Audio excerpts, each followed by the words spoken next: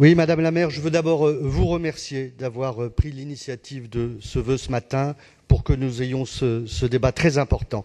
C'est important d'abord pour les Parisiens, en particulier les riverains du quartier de la Porte de la Chapelle et du nord de Paris, qui subissent, malheureux et impuissants, le spectacle des campements sauvages de migrants installés dans des conditions dégradantes humainement, indignes et insalubres matériellement. C'est important aussi pour ces nombreuses associations, vous l'avez dit, qui sont sur le terrain et qui n'en peuvent plus, submergées par le nombre d'arrivants qu'il faut nourrir, soigner, conseiller, et qui redoutent cette période de l'été comme on redoute l'heure de pointe sur l'autoroute des vacances.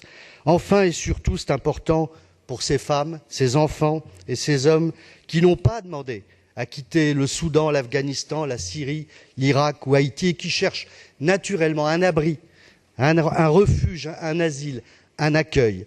Il nous faut considérer dans ce monde qui traverse une période aux dangers multiples, géopolitiques et climatiques, que l'exil est irrémédiablement une souffrance immense et que l'immigration est un droit à la survie et que l'accueil est un devoir humanitaire. Cependant, vous avez raison ce matin, Madame la maire, de tirer le signal d'alarme, car l'heure n'est pas à l'angélisme, mais au réalisme. À l'heure où nous parlons sur les côtes d'Afrique du Nord, 800 000 candidats à l'exil vers l'Europe attendent de traverser la Méditerranée. La Méditerranée, ce linceul bleu que nous tirons pudiquement sur notre égoïsme européen. Ils seront 80 000 ou 100 000 à arriver en France, mineurs inclus. À Paris, à raison de 80 ou 100 par jour, c'est environ 30 000 qu'il nous faudra accueillir, soit un tiers de l'immigration française. Et si vous n'aviez pas pris l'année dernière l'initiative de créer 2 centres humanitaires de premier accueil qui ont pu prendre en charge près de la moitié de ces migrants, on imagine à quoi ressemblerait le nord de Paris, livré aux passeurs dans une jungle de campements précaires. Non, Paris ne peut pas supporter seul la charge de l'accueil d'un tiers de l'immigration en France. Oui, devant ce phénomène durable et croissant, il est impératif de créer de nouveaux centres d'accueil permanents à Paris et dans la métropole. C'est à l'État de se mobiliser devant l'urgence de la situation. Vous l'avez dit au niveau national et européen, Paris l'est déjà mobilisé.